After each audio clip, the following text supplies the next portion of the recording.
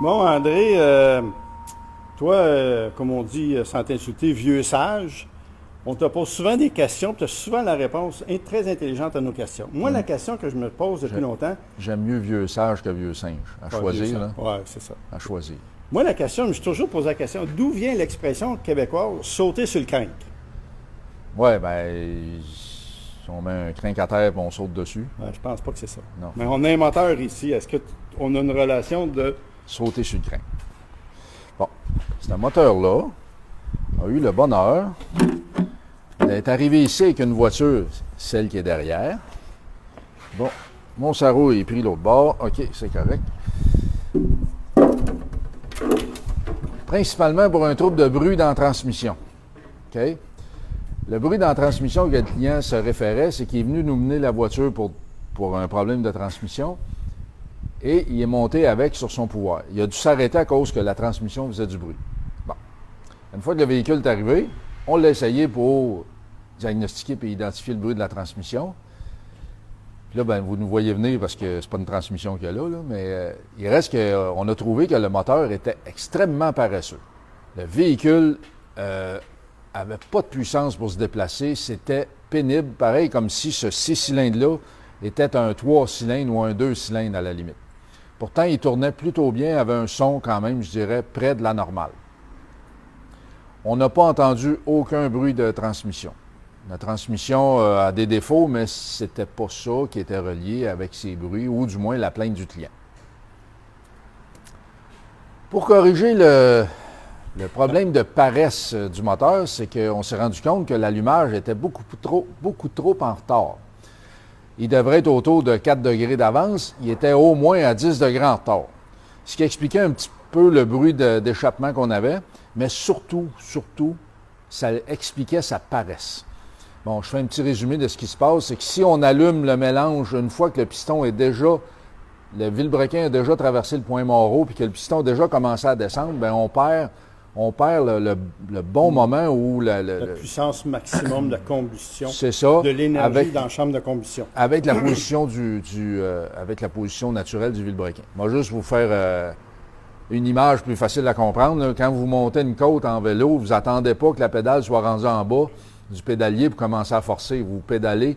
Aussitôt que la pédale a traversé le point Moreau, c'est là que vous appliquez le plus possible d'énergie avec votre jambe, évidemment, sur la pédale. Mais le moteur, c'est la même affaire. C'est la même affaire. C'est juste que c'est pas un vélo. Ici, on a avancé l'allumage.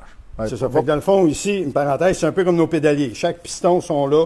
On voit, ils sont tous décentrés. C'est un peu comme notre pédalier. Donc, avec la bielle, c'est ça. Là, ça, c'est le pédalier. Ça, c'est le manche de la pédale. Puis le piston, c'est votre jambe avec les gros muscles. Bon. Bien, on s'est dit, on va corriger la perte de puissance parce que l'allumage est beaucoup trop en retard. Aussitôt qu'on a commencé à tourner le distributeur pour le mettre en avance, le moteur s'est mis à cogner. Puis, sérieusement, pour ça, on ne donnait même pas de coup d'accélérateur. Juste au ralenti, le moteur s'est mis à cogner. Fait que là, on a compris pourquoi que le moteur était paresseux.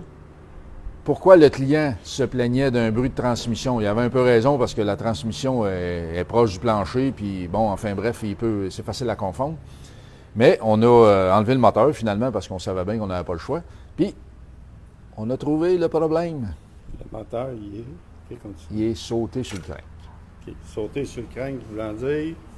Ben, voulant dire que les coussinets qui permettent au moteur de tourner avec la bielle, ben, c'est cuit. Si on regarde ça, on avait encore une pression d'huile valable. Mais si on regarde soigneusement, on regarde le bleu qu'il y a là, puis le noir qu'il y a ici, ça qui est supposé d'être d'un beau petit gris, on va dire un beau petit gris souris ou un petit gris galerie, là. Lisse. Et lisse, oui, c'est ça. Là, si je gratte avec ça, je suis en train de muser les ongles, la même chose ici. Mais le bruit venait de là. Le moteur a volontairement été mis en retard à l'allumage pour lui éviter de cogner. Bon, maintenant, la personne qui a fait ça savait très bien ce qu'il faisait, mais sa motivation, on ne la connaît pas, sa motivation. Mais il reste qu'on ne peut pas garder un moteur en retard comme ça, en espérant qu'on va faire 100 000 milles avec, en toute quiétude et tous les grands plaisirs, etc., etc. Qu'est-ce que ça fait quand ça commence à se décomposer? Mais évidemment, les particules de ça, les particules fines, ben, ça fait de la boîte dans le fond ici, là. Mais est-ce que tout le monde qui a de la boîte dans leur panne à huile devrait paniquer puis penser que son moteur est sauté, ou dans ces années-là, c'est un peu normal qu'il y avait quand même de la sludge ou un peu de cochonnerie dans la tank, là? Ben, en fait, il ne faut pas paniquer si vous avez ça dans votre moteur, parce que là, vous vidangez votre huile, vous rentrez le doigt dans le trou de vidange, puis vous voyez vous voyez de la boîte comme ça. C'est pas synonyme d'un moteur qui s'en retourne. La seule chose, par exemple, c'est que c'est synonyme des changements d'huile pas assez fréquents. Ça, c'est clair et net. Fait que la sludge, dans le fond, ou la boîte que vous voyez dans le fond, pour ce qui est de ce moteur-là, vient de sa décomposition interne là, qui est en train de survenir. Par contre, un moteur qui tourne très, très bien, qui fonctionne numéro 1, puis qui a de la boîte dans le fond, premièrement, il faut l'enlever. Deuxième des choses, il faut faire rapprocher les changements d'huile. Puis je pense qu'on peut aussi expliquer que le fait de bouger le coussinet ou entre guillemets le bearing du crank dans le morceau, c'est pas normal non plus, là.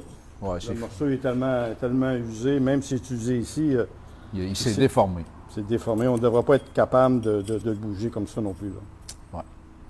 Bon, ben on va s'attaquer à ça. Ouais. Donc, c'est ça que ça veut dire sauter sur le crank. Ça veut dire sauter sur le crank, ouais. Si on en avait un en terre, puis on avait un petit enfant de 3, 4, 5 ans aussi, ça voudrait dire la même chose s'il sauterait dessus. Ouais. C'est bon. Moi, j'ai plus pour celle-là. Ouais, moi aussi, ça marche. Okay. Salut tout le monde.